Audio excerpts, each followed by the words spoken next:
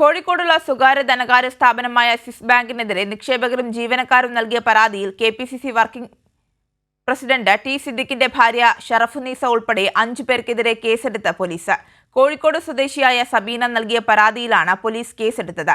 വഞ്ചനാക്കുറ്റം ചുമത്തിയാണ് പോലീസ് കേസെടുത്തിരിക്കുന്നത്. കോഴിക്കോട് നടക്കാവാസ്ഥാനമാക്കി പ്രവർത്തിക്കുന്ന സ്വിസ് ബാങ്ക് എന്ന സ്വകാര്യ ധനകാര്യ സ്ഥാപനത്തിനെതിരെ ജീവനക്കാരും നിക്ഷേപകരും നൽകിയ പരാതിയിലാണ് KPCC working president T Siddique MLA യുടെ ഭാര്യ ഷറഫുന്നീസ ഉൾപ്പെടെ 5 പേർക്കെതിരെ നടക്കാവ് പോലീസ് കേസെടുത്തത്. കോഴിക്കോട് സ്വദേശിയായ സബീനയിൽ നിന്ന് 13.5% പലിശ വാഗ്ദാനം ചെയ്ത് 5.65 ലക്ഷം രൂപ തട്ടിയെന്ന പരാതിയിലാണ് ഷറഫുന്നീസ ഉൾപ്പെടെയുള്ള ഡയറക്ടർമാർക്കെതിരെയും സ്ഥാപനത്തിന്റെ CEO വസീമിനെതിരെയും പോലീസ് കേസെടുത്തത്.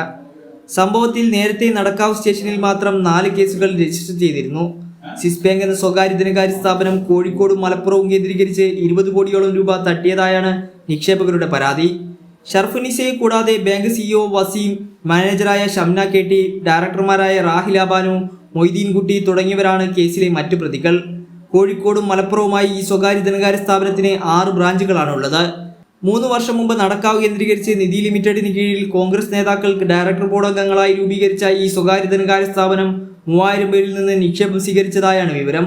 ഡയറക്ടർമാർ നേരിട്ടും ജീവനക്കാർ മുഖേനയുമാണ് ബാങ്കിലേക്ക് നിക്ഷേപം വാങ്ങിയത്.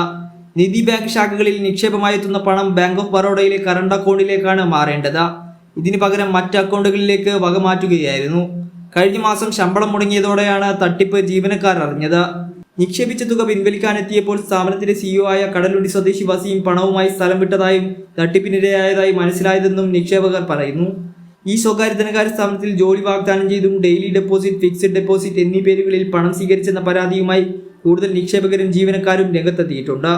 സിയാ ഷംസുദ്ദീൻ, കൈരളി ന്യൂസ്, കോഴിക്കോട്.